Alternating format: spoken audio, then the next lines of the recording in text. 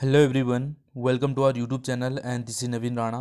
दोस्तों, Uttarakhand UK triple S समूह का हिंदी सीरीज का लेक्चर नंबर 10 आज हम यहाँ पे डिस्कस करने वाले हैं। तो जिसने बाकी के 9 लेक्चर नहीं देखे हैं तो हमारे यूट्यूब के प्लेलिस्ट में जाइए, वहाँ से आप देख सकते हैं। तो पहले इन 9 लेक्चर को अच्छे से देखिएगा, उसी के बाद इस लेक्चर नंबर 10 को कंटिन्यू करिए। ठीक है, आज की इस लेक्चर नंबर 10 में हम जानेंगे समास को। ये एक नया टॉपिक आज हम शुरू करने जा रहे हैं जिसका नाम है समास। बहुत ज़्यादा इंपॉर्टेंट टॉपिक है दोस्तों, और यहाँ से इस टॉपिक से 100% आपके एग्जाम में क्वेश्चन देखने को आपको मिलेगा ही मिलेगा। ठीक है, तो बहुत ही अच्छा टॉपिक है, इसको अच्छे से हम समझेंगे, डिटेल से हम इसको समझेंगे। ठीक है, तो चलिए शुरू करते हैं समास को। सबसे पहले मैं आपको बता दूं समास के क्वेश्चन कैसे बनते हैं। इस तरीके के क्वेश्चन आपको देखने को मिलने वाले हैं, जैसे कि ये पूछ रहा पहला क्वेश्चन जो है, जो पहला पद गिनती का होता है, मतलब जिसका पहला पद क्या होता है, गिनती का होता है, उसमें कौन सा समास होता है, द्विगु समास, द्वंद्व समास, तत्पुरुष, क्रमधारय।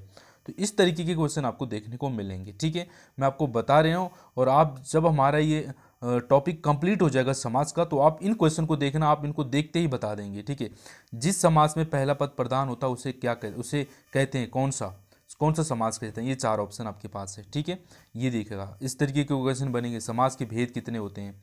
ठीक है, इसके अलावा देखो तत्पुरुष समास के कितने प्रकार के होते हैं, ये सब।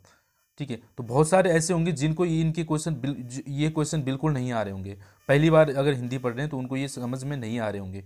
तो मैं आपको बोलूँगा कि वीडियो को बहुत डिटेल से देखना, ध्यान से देखना, और एंड तक ज़रूर देखना है। ठीक है, दूसरे टाइप की वो है जिन्होंने ये देखे हैं पर उनको याद नहीं है, उनको भी वीडियो बहुत अच्छे से देखना है। और जिनको ये सारे क्वेश्चन आ भी रहे हैं अभी, उनको भी वीडियो को एंड तक ढंग से देखना, अच्छे से देखना। क्यों?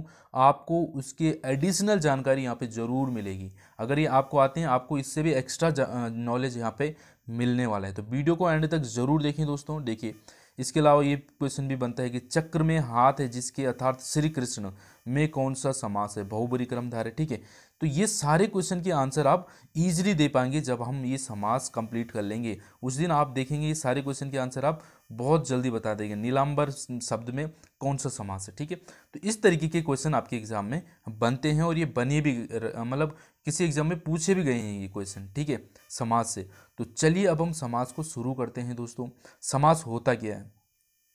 समास होता क्या है, समास की मैं डेफिनेशन आपको बताने की कोशिश करूंगा। देखिएगा, इससे पहले हमने क्या पढ़ी थी, संधि। संधि पढ़ी थी, और संधि में आपने देखा होगा कि संधि होती क्या है। संधि में क्या होता है, दो ध्वनियों का मेल करवा रहे थे हम। क्या कर रहे थे? दो ध्वनियों का मेल करा रहे थे ना, दो शब्दों में जो आ रही है, इसकी ध्वनि और इसकी, इनका मेल हम करा रहे थे, वो हो रही थी संधि। ठीक है, अब हम क्या पढ़ रहे हैं, समास। समास में क्या होता है, देखिएगा, दो या दो से अधिक शब्दों का संक्षिप्त करके नया शब्द बनाने की प्रक्रिया देने की विधि समास कहलाती है। ठीक है, जैसे संधि में क्या हो रहा है, दो ध्वनियों का मेल हो रहा था। ठीक है, उसके बाद जो बन रहा था वो हमारी संधि बन रही थी। ठीक है, समास में क्या हो रहा, दो शब्दों का मेल हो रहा है। समझे, यहाँ पे जो है शब्दों का मेल होगा, तो यहाँ पे क्या कहा है, देखो, दो या दो से अधिक शब्दों का अगर हम संक्षिप्त करें उसको। ठीक है, क्या होता है संक्षिप्त, आगे मैं बताऊंगा। ठीक है, संक्षिप्त करें मतलब छोटा करें उसको, संक्षिप्तीकरण करें, मतलब देखो कोई लंबा शब्द है, उसको हमने संक्षिप्त कर दिया, छोटा कर दिया। ठीक है, तो दो या दो से अधिक शब्दों को हमने संक्षिप्त कर दिया, छोटा करके उसको एक नया शब्द बनाने की प्रक्रिया जो होती है, वो समास होता है। क्लियर हो गया? होप सो आपको डेफिनेशन क्लियर हो गई होगी। मतलब दो शब्दों को या दो से अधिक शब्द है, उसको हमने संक्षिप्त कर दिया, मतलब छोटा कर दिया, वो छोटा करके हमने एक नया शब्द बना दिया है, वो समास कहलाता है। एग्जाम्पल देखिए, यानी समास शब्द का अर्थ है संक्षेप, यानी कि छोटा करना। समझ गए? समास का मतलब ही क्या है, संक्षेप करना या छोटा करना। देखो यहाँ पे एग्जाम्पल देखो, मैंने एग्जाम्पल लिया है, रसोई के लिए घर के स्थान पर हम क्या, रसोई घर कहना कह सकते हैं, रसोई के लिए घर। तो हमने रसोई के लिए घर को जो है, इसको छोटा करके रसोई घर बोल दिया। ठीक है, तो यही शब्द है, यही समास है। देखो, कम से कम शब्दों में अधिक से अधिक अर्थ प्रकट करना समास कहलाता है। इसका मुख्य उद्देश्य यही है। अब मैं आशा करता हूँ आपको ये समास की डेफिनेशन अच्छे से समझ आ गई होगी। समास का जो असली मतलब है संक्षेप करना या छोटा करना। जैसे रसोई के लिए घर, इसको हमने छोटा क्या कर दिया, रसोई घर कह लिया। ठीक है, तो ये हमने कम से कम शब्दों में क्या है, अधिक अर्थ इसका प्रकट करने की कोशिश करी है, यही समास कहलाता है। क्लियर हो गया दोस्तों। चलिए अभी आगे डेफिनेशन एग्जाम्पल सारे आपको अच्छे से क्लियर होने वाले हैं, बस आपको ध्यान से वीडियो को देखना है। आगे बढ़ते देखिएगा। अब आता है एक समस्त पद और एक होता है समास विग्रह। ठीक है, अब क्या है समस्त पद क्या होता है? देखो, समास की प्रक्रिया के बाद जो नया शब्द बनता है उससे सामासिक पद या समस्त पद कहते हैं। जैसे कि अभी मैंने यहाँ पे बताया, आपने ये देखा यहाँ पे, जो रसोई के लिए घर, रसोई के लिए घर के स्थान पर हमने क्या लिखा? रसोई घर। तो ये जो हमने संक्षेप करके छोटा करके जो बनाया है ना, इसी को कहते हैं क्या? इसी को कहते हैं समस्त पद या सामासिक पद। क्लियर हो गया? मतलब जो लंबा शब्द था उसको हमने छोटा करके जो बनाया उसको हम क्या कहेंगे? समस्त पद कहेंगे या सामासिक पद कहेंगे। क्लियर हो गया ये? ठीक है। और दूसरा क्या होता है? समास विग्रह। समस्त पद को फिर से पहले जैसे स्थिति में लाने की प्रक्रिया को समास विग्रह कहते हैं। अब आप यहाँ पे देखेंगे, ये हो गया रसोई घर। रसोई घर को हमने क्या किया? एक पहले जैसे बना दिया। पहले कैसा था ये? रसोई के लिए घर। अगर हम इस फॉर्म में इसको लिखते हैं तो इसको कहते हैं समास विग्रह, और इसको हम कहते हैं क्या? समस्त पद या सामासिक पद। ठीक है, ठीक है। तो अब मैं आशा करता हूँ कि आपको जो ये समस्त पद भी और समास विग्रह भी क्लियर हो गया होगा। समस्त पद जो छोटा वाला होता है जिसको हम छोटा करके लिखते हैं, ठीक है, संक्षेप में लिखते हैं। समास विग्रह जो उसका बड़ा रूप होता है। यहाँ पे मैंने एग्जाम्पल से देखा। ठीक है, विद्यालय, विद्यालय एक क्या है? समस्त पद है। ठीक है, और इसको हमने कैसे लिख दिया? इसका समास विग्रह करके विद्या के लिए आलय, यानी कि विद्या के लिए जो घर है, ये समास विग्रह हो गया। और ये क्या हो गया? समस्त पद या सामासिक पद हो गया है। एक और एग्जांपल देखो, विश्राम घर। विश्राम घर यानी कि विश्राम के लिए घर। तो ये समास विग्रह हो गया और ये क्या हो गया? समस्त पद हो गया है। क्लियर है दोस्तों? तो ये जो आज मैंने यहाँ पे आज किया इंडिपेंडेंस डे, सबको जो है ये स्वतंत्रता दिवस की हार्दिक शुभकामनाएं सभी को। ठीक है, तो मैंने कोशिश करी है जो हमारे वर्ड्स में जो है आज हम अपने भारत तिरंगे को हम देख सकें। ठीक है, तो चलिए, अच्छा लग रहा होगा आपको भी। ठीक है, चलिए दोस्तों आगे बढ़ते हैं। क्लियर हो गया आपको समस्त पद और सामासिक समास विग्रह? क्लियर हो गया। अब आगे देखिएगा, इसके अलावा मैंने एक और चीज़ होती है। एक और चीज़ क्या होती है? देखो, जो समस्त पद के दो पद होते हैं। जो समस्त पद है, जो पहला वाला जो छोटा वाला पद मैंने बताया था, ठीक है, उसके दो पद होते हैं। उसमें क्या होते हैं? दो पद होते हैं। एक होता है पूर्व पद और एक होता है उत्तर पद। बहुत ज़्यादा इंपॉर्टेंट है। ठीक है, ध्यान से चलिए, धीरे धीरे बता रहा हूँ। ठीक है, आपको अगर पहला समास समझ आ गया ना, तो आपके जो बाकी के भाग हैं समास के, वो सारे समझ आ जाएंगे। ठीक है, देखो मैंने क्या कहा, जो समस्त पद है, ठीक है, जो छोटा करके हम जिसको बनाते हैं, ठीक है, जैसे रसोई घर जो था वो क्या है? समस्त पद था। वो उसमें जो है दो पद होते हैं। कितने पद होते हैं उसमें? दो पद। एक होता है पूर्व पद और एक होता है उत्तर पद। पूर्व पद इसको हम प्रथम पद भी कहते हैं और उत्तर पद को हम अंतिम पद भी कह सकते हैं। ठीक हो गया। यहाँ पे देखो, ये है विद्यालय। विद्यालय क्या है? एक समस्त पद है, आप जानते हैं। अब मैंने इसमें क्या है? दो पद है। इसमें कितने? दो पद। एक है विद्या और एक है आलय।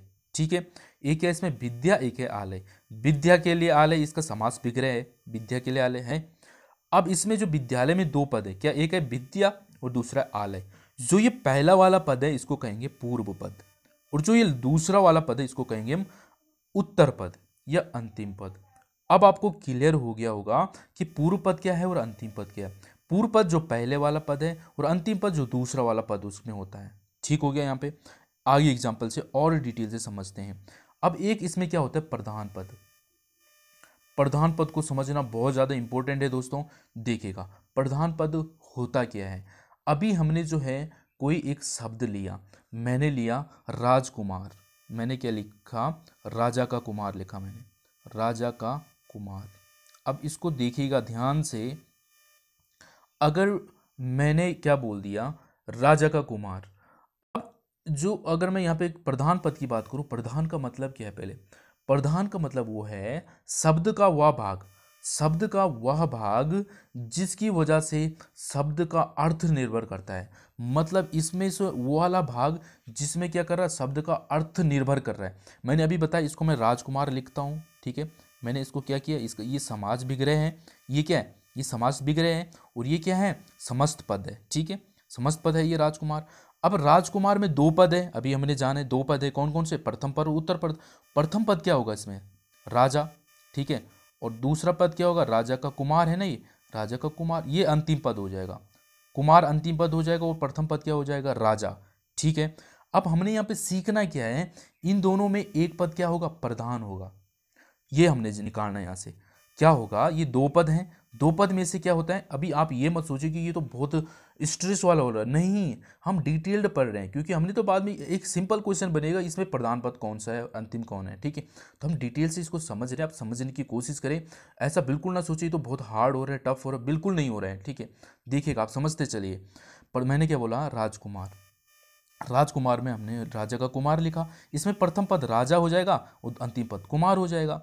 अब हमें यह बताना है इनमें से प्रधान कौन सा पद है, प्रथम पद है या अंतिम पद है, बस यहीं तक कहानी हमारी खत्म है, ठीक है। अब मैं यहाँ पे बताता हूँ मैंने क्या लिखा, देखिएगा, राजा का कुमार, ठीक है, और इसको मैंने कैसे लिख दिया, राजकुमार, ठीक है, राजकुमार लिख दिया, ठीक है, ये आ गया राजकुमार। अब इसका प्रथम पद तो हो गया राजा और दूसरा हो गया कुमार, मतलब राजा प्रथम पद हो गया, कुमार अंतिम पद हो गया। अब प्रधान पद कौन सा है इन दोनों में से, वो हमें बताना है। अब मैंने आपको डेफिनेशन क्या बताई, शब्द का वह भाग जिसकी वजह से शब्द का अर्थ निर्भर कर रहा है, जो इनमें से इंपॉर्टेंट है, जिस पे अर्थ निर्भर कर रहा है इस पूरे शब्द का। तो अब मैंने यहाँ पे क्या बताया, मैं आपको एक एग्जांपल देता हूँ। मैंने यहाँ पे लिखा राजा का कुमार, ठीक है, राजा का कुमार। अगर मैं यहाँ पे क्या लिखता, राजा की कुमारी कर देता, इसको ये कुमारी करता, तो इसका अर्थ बदल रहा था, इसका अर्थ क्या हो रहा, दूसरा हो रहा था, क्या हो रहा, अब राजा की लड़की। अगर मैं यहाँ पे राजा का पुत्र लिखता तो ये क्या होता, राजा का पुत्र हो जाता, ठीक है। अगर मैं यहाँ पे क्या करता, पुत्री कर देता, तो मतलब क्या है, जो मैं ये दूसरे पद को अगर चेंज कर रहा हूं तो इसका अर्थ ही चेंज हो रहा है, समझ रहे हो, मतलब क्या हुआ, इस पे तो कोई फर्क ही नहीं पड़ रहा ना। पहले वाले पद पे ध्यान दीजिए, मैंने राजा का कुमार करा, कुमार की जगह मैंने कुछ और कर दिया, राजा की कुमारी कर दिया, राजा का पुत्र कर दिया, राजा की पुत्री कर दी, तो मैंने दूसरे वाले को अगर चेंज करा है तो इस पे तो कोई फर्क ही नहीं पड़ रहा है। तो यहाँ पे आप देखेंगे इस शब्द का अर्थ किस पे डिपेंड कर रहा है, इस दूसरे वाले पे डिपेंड कर रहा है, मतलब इसमें इंपॉर्टेंट कौन सा वाला है, दूसरा वाला इंपॉर्टेंट है, दूसरे पे डिपेंड कर रहा है उसका अर्थ। ये आपको क्लियर हुआ। तो यहाँ पे जो प्रधान हो जाएगा वो दूसरा पद प्रधान हो जाएगा, आपको ये क्लियर हुआ, प्रधान पद, ठीक है। तो दूसरा पद इसमें प्रधान हो जाएगा। अगर मैंने यहाँ पे देखा जन्म, एक शब्द लिखा जन्म, जन्म का मतलब होता है जन्म, ठीक है, जब जन्म होता है। अगर मैं इसमें क्या लगा दूं, आ मैंने इसमें लगा दिया स्टार्टिंग में, तो अब इसका मतलब क्या हो गया, आ जन्म, मतलब जन्म से लेकर, ठीक है, आ जन्म तक, ठीक है। तो अब आप यहाँ पे देखेंगे ये आ लगाने से मैंने इसका अर्थ चेंज कर दिया, जन्म तो उतना ही है, आ जन्म से इसका चेंज हो गया, तो इसमें प्रधान पद जो हो जाएगा वो आ हो जाएगा। आपको क्लियर हो रहा है, ठीक है। इस तरीके से हमें इनको देखना है, आगे हम इनको डिटेल से समझेंगे, कोई दिक्कत नहीं। अब मैंने यहाँ पे एक शब्द और लिखा, मैंने लिखा दिन रात, दिन रात। अब यहाँ पे देखेंगे दिन को अगर मैं हटा दूं तो रात बचेगी, रात को हटा दूं तो दिन बचेगी, मतलब इसमें क्या हो रहा है, इसमें क्या हो रहा है, दोनों पद प्रधान हो रहे हैं, इसमें दोनों पद प्रधान हो रहे हैं, समझ रहे हैं आप, ठीक है। एक और एग्जाम्पल मैं देता हूँ, मैंने लिखा दशानन, मैंने क्या लिखा, दशानन। अब आप देखेंगे दशानन का मतलब क्या होता है, दशानन का मतलब होता है दस, आनन का मतलब होता है सिर, समझ रहे, दस दस इसका मतलब जो होते हैं 10 आनन, ठीक है, 10 आनन होता है, आनन का मतलब होता है सिर और 10 का मतलब होता है 10, ठीक है। अब ये हमने यहाँ पे लिखा। अब आपको पता है जब भी आप दशानन सुनते हैं तो क्या आप ऐसे बोलते हैं इसको 10 सिर, 10 सिर बोलते हैं, नहीं, आप क्या सुनते हैं, आपके दिमाग में आता है सीधे रावण, रावण आता नहीं आता, ठीक है। ये डायरेक्ट किसे कहा गया है, रावण को कहा गया। तो इसका जो मतलब आप यहाँ पे देखेंगे, ना तो ये इंपॉर्टेंट इसका प्रथम पद, ना इसका इंपॉर्टेंट इसमें ये है, ठीक है। इसमें जो इंपॉर्टेंट है वो क्या, तीसरा पद है, थर्ड पद, ठीक है। तो ये भी हमें याद रखना है, इसमें क्या है, अन्य पद प्रधान होता है, ठीक है। ये सारी चीजें अपनी अब डिटेल से समझ रहे, मैं आपको थोड़ा सा हाईलाइट्स दे रहा हूँ। दशानन में आप देखेंगे किस पे, एक अन्य पद की बात हो रही, एक नया दशानन मतलब रावण की बात हो रही, तो इसमें जो प्रधान पद हो जाएगा वो एक अन्य पद प्रधान हो जाएगा, ठीक है। आपको क्लियर हो रहा है ये चीज़, ठीक है। अब मैं आशा करता हूँ आपको ये चीज़ क्लियर हो गई होगी कि प्रधान क्या होता है, प्रधान पद होता कौन सा है। अब आपको एक चीज़ यहाँ पे ध्यान से देनी है, अब मैं आपको बता कह रहा हूँ, जिसमें प्रथम पद प्रधान होता है, प्रथम पद जिसमें प्रधान हो, ठीक है, या पूर्व पद जिसमें प्रधान हो, उसको आगे जानते हैं, वेट करो। चलिए पहले हम एक और चीज जान लेते हैं। समाज के मुख्य प्रकार होते हैं, कितने भेद होते हैं समाज के? समाज के मैंने यहाँ पे बताया सिर्फ 4 भेद होते हैं। सर हमने तो बचपन से 6 भेद पढ़े, आप 4 कैसे बता रहे हैं? तो बिल्कुल मैं बताने जा रहा हूँ, आप इस चीज़ को समझे पहले, ठीक है। 6 पे जाऊँगा अभी, पर ऐसे कैसे बने हैं वो भी हमें जानना है। समाज के 4 भेद होते हैं, मैं बता रहा हूँ कितने होते हैं, 4 भेद होते हैं, पर आपने 6 पढ़े हैं, 6 कैसे होते हैं वो मैं बता रहा हूँ। मुख्य भेद अगर पूछे जाए और तो आपको क्या लिखने, 4। अगर आपके ऑप्शन में आ जाए समाज के कितने भेद होते हैं और आपने आपके ऑप्शन में आ गया 2, 3, 4 और 5, ठीक है, 6 तो ऑप्शन में ही नहीं है, तो आपने 6 पढ़ा है बचपन से, तो अब आप क्या बताओगे? आपका आंसर हो जाएगा 4, ठीक है। 2 जो है वो कहाँ आते हैं? वो जो 2 एक्स्ट्रा होते हैं वो इसके अंदर आते हैं, तत्पुरुष समाज के अंदर आते हैं 2 और, उसका नाम क्या है? कर्मधारय, कर्मधारय समास और द्विगु समास, ठीक है। ये 2 इसके अंदर आते हैं, तब जाके जो है 6 हो जाते हैं इसके भेद। तो आपको ऐसा नहीं देंगे ऑप्शन में 4 भी होगा और 6 भी होगा, नहीं, वो या तो 4 ही देंगे या फिर 6 ही देंगे। क्लियर हो गया आपको? ठीक है, तो इसको हम आगे डिटेल से समझेंगे। समाज के कितने भेद होते हैं? 4 आपको पता हो गया और 2 और हैं, 6 आपको याद रखने, मतलब समाज के 6 भेद होते हैं। वैसे आपको जो 6 आंसर देना है, बट अगर आपके ऑप्शन में 6 नहीं है तो आपका आंसर सीधा सीधा 4 हो जाएगा, क्योंकि ये जो 2 है मैंने बताया वो इसके अंदर हम पढ़ेंगे, तत्पुरुष समाज के अंदर हमने उसको पढ़ना है, ठीक है। अब मैं यहाँ पे आपको जो बता दूं, अभी मैंने बताया प्रथम पद और अंतिम पद प्रधान कौन सा होता है, तो यहाँ से डायरेक्ट क्वेश्चन बनता है कि प्रथम पद जिसका प्रधान होता है वो कौन सा समास है। तो मैं आपको यहाँ पे बता रहा हूँ, यहाँ से आपने नोट्स बनाने अच्छे से, ठीक है। यहाँ पे बाकी सारे तो बनाने, यहाँ पे आपको अपने तरफ से लिखना है, जैसे कि मैं लिख रहा हूँ। जो ये अवयवी भाव होता है इसमें पूर्व पद या प्रथम पद प्रधान होता है, ये आपको सीधे सीधे याद रखना। डायरेक्ट क्वेश्चन बने, आप प्रीवियस ईयर का पेपर देखेंगे, डायरेक्ट क्वेश्चन बना है कि जिस शब्द में प्रथम पद प्रधान होता है वो कौन सा समास होता है, तो आपका आंसर हो जाएगा अवयवी भाव समास। पहला डन हो गया। अब जो है ये तत्पुरुष समास, तत्पुरुष समास में जिसमें उत्तर पद क्या हो रहा है, उत्तर पद प्रधान हो, या मैं बोल सकता हूँ द्वितीय पद प्रधान हो, ठीक है, या अंतिम पद प्रधान हो, जिसमें समझ रहे हैं आप, वो होता है तत्पुरुष समास। इसके अलावा जो इसके अंदर 2 मैंने बताए, कौन कौन से? एक बताया मैंने कर्मधारय और एक बताया मैंने द्विगु, ठीक है, द्विगु, द्विगु समास, आगे इनको समझेंगे। तत्पुरुष, कर्मधारय और द्विगु, इन सब में क्या होता है? उत्तर पद प्रधान होता है, ये आपको याद रखना है। क्या लिखना है आपने? तत्पुरुष समास, कर्मधारय और द्विगु, इनमें क्या होता है? अंतिम पद प्रधान होता है या द्वितीय पद प्रधान होता है।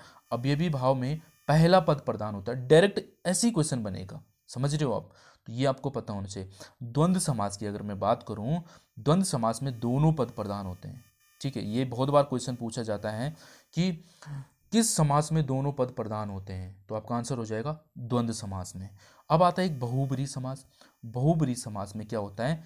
अन्य पद प्रधान होता है। क्या होता है? अन्य पद इसमें प्रधान होता है। तो अब आपको 6 के 6 समास क्लियर हो गए हैं। क्या क्लियर हो? देखो, अव्ययी भाव में प्रथम पद प्रधान होता है, तत्पुरुष, कर्मधारय और द्विगु में अंतिम पद प्रधान होता है, द्वंद्व में दोनों पद प्रधान होते हैं, बहुब्रूहि में अन्य पद प्रधान होता है। क्लियर हो गया? यहाँ से आपको क्वेश्चन देखने को मिल सकता है। चलिए अब आगे बढ़ते हैं पहले समास की तरफ। अव्ययी भाव समास को हम समझते हैं अच्छे से। अव्ययी भाव समास होता क्या है एक्चुअल में? अव्ययी भाव समास क्या होता है? जिस समास पे पहला पद प्रधान होता है, यह भी हमने जान लिया, ठीक है, ये आपको नोट करना है अच्छे से हाईलाइट करके। अव्ययी भाव जिस समास का पहला पद प्रधान होता है और समस्त पद अव्यव हो, उसे अव्ययी भाव समास कहते हैं। देखिएगा, आप सीधा सीधा इतना सा ध्यान रखना है। आगे जो ये समस्त पद हमने ले लिया आजन्म, क्या लिया हमने? आजन्म। आपको पता है अगर हमने इसका जो क्या है समास बिगड़े करें तो इसका मतलब हो जाएगा जन्म भर।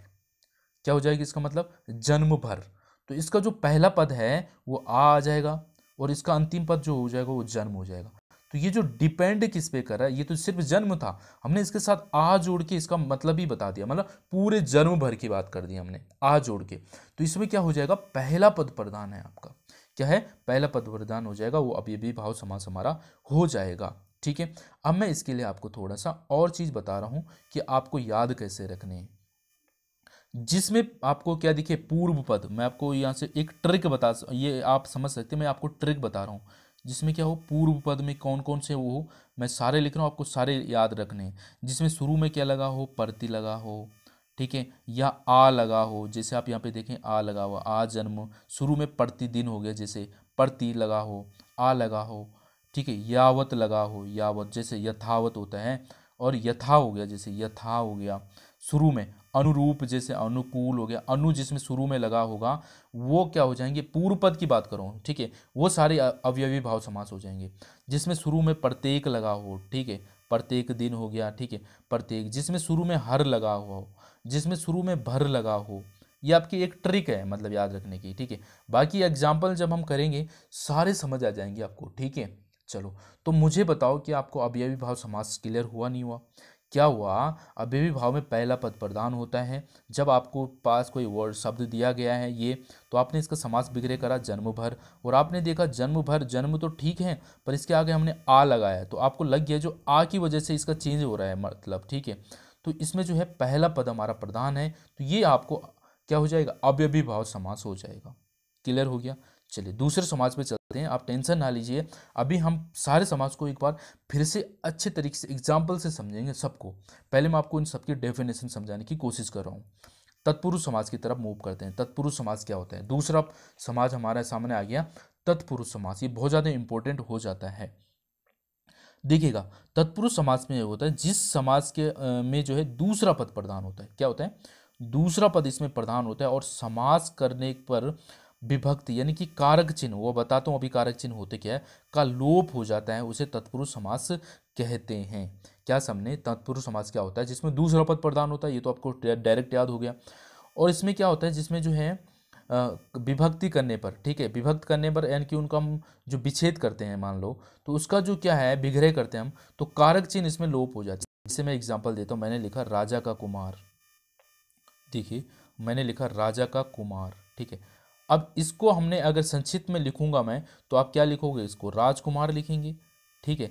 तो राजकुमार जब आपने लिखा तो इसमें से लोप किसका हो रहा है, ये हो रहा है। इसी को क्या बोलते हैं, जो का की आता है दोस्तों, ये कारक चिन्ह होते हैं, ठीक है। और इसमें लोप हो रहा है, लोप यानी कि गायब हो रहा है, तो का गायब हो गया, तो ये हमारा जो है तत्पुरुष समास हो जाएगा। समझ रहे हैं आप, इसमें तत्पुरुष समास हो जाएगा, और इसमें पहला पद दूसरा पद प्रधान हो जाएगा। मतलब मैंने बोला ना, राजा तो रहेगा ही रहेगा, मैं यहाँ पे कुमारी कर दूँ तो राजा की कुमारी हो जाएगी, इसका मतलब चेंज हो जाएगा। राजा का पुत्र कर दूँ तो अलग हो जाएगा, पुत्री कर दूँ तो अलग हो जाएगा, मतलब दूसरा पद इसमें क्या हो जाएगा, प्रधान हो जाएगा। आपको ये चीज़ क्लियर हो गई है, ठीक है। चलो आगे समझते हैं इसको, बस आपको अभी इतना ही समझना, आगे आपको सारी चीज़ें क्लियरफाई होती चली जाएगी, आगे बढ़ते रहो। एक और चीज़ देखो, तत्पुरुष समास के अब 6 प्रकार होते हैं। क्या होते हैं, जो ये तत्पुरुष समास हम पढ़ रहे हैं इसके 6 भेद होते हैं, ये 6 प्रकार के होते हैं। तो मुझे बताइए, क्या आपको ये सारी चीज़ आज क्लियर हो गई, इतनी सारी चीज़ें जो हमने आज डिस्कस करा, क्या क्या डिस्कस करा। सबसे पहले तो हमने जाने कुछ क्वेश्चन पूछे जाते हैं, तो जैसे अभी आपको कुछ क्वेश्चन यहाँ से क्लियर होने चले गए होंगे।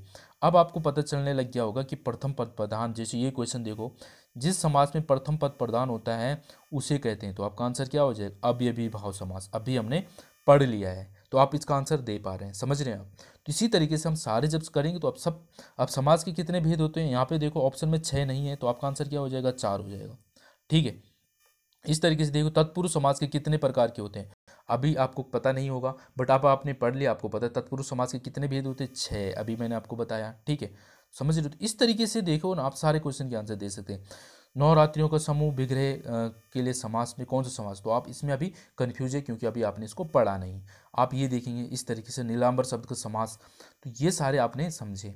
इसके अलावा आपने समास की डेफिनेशन को समझा अच्छे से, क्या होती है समास की डेफिनेशन, ये आपको अच्छे से क्लियर हो चुकी है। इसके अलावा हमने जाना समस्त पद और समास विग्रह क्या होता है, समस्त पद को और समास विग्रह को हमने अच्छे से एग्जाम्पल से समझा है।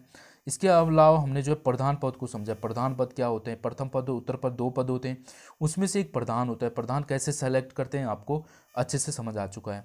अगर समाज के हमने भेद को जाने, 4 होते हैं, 2 और होते हैं, कर्मधारय और द्विगु समास। ठीक है, इसके अलावा हमने बात करी थी अवयवी भाव को हमने समझा, इसमें पहला पद प्रधान होता है, जैसे कि ये जन्म था और ये जन्म भर हो गया, मतलब सिर्फ जन्म से हमने आ लगाने से क्या हो गया, आ जन्म, मतलब जन्म भर हो गया, तो पहला पद इसमें प्रधान होता है, ये अवयवी भाव होते हैं। तत्पुरुष समास की अगर हम बात करें, इसमें दूसरा पद प्रधान होता है, इसमें जो है कारक चिन्ह होते हैं, कारक चिन्ह की वजह से इसको जो है हम 6 भागों में विभक्त करते, मतलब विभाजित करते, इसके 6 भाग होते हैं, तत्पुरुष समास के 6 भेद होते हैं, 6 प्रकार के होते हैं। यहाँ तक आपको क्लियर हो गया। कल हम इसके सारे 6 भेद को जानेंगे और उसके बाद जो हम आगे के समाज को भी नेक्स्ट जो पार्ट इसका कल आएगा उसमें हम जानेंगे। तो दोस्तों मुझे बताया आज के लिए इतना ही हम रखेंगे। इसमें जितने भी इंपॉर्टेंट फैक्ट्स आपको लगते हैं उनको अपने तरीके से बनाने की कोशिश करें, अपने नोट्स में PDF आपको मिल जाएगी। ठीक है, जो हमसे नहीं जुड़े हैं व्हाट्सएप ग्रुप में जुड़िएगा, वहाँ पे आपको जो इसकी PDF मिल जाएगी। वीडियो कैसा लगा कमेंट करके ज़रूर बताएं। अच्छा लगा है लाइक करें, कमेंट करें, शेयर करें अपने दोस्तों के साथ। Thanks for watching and thank you.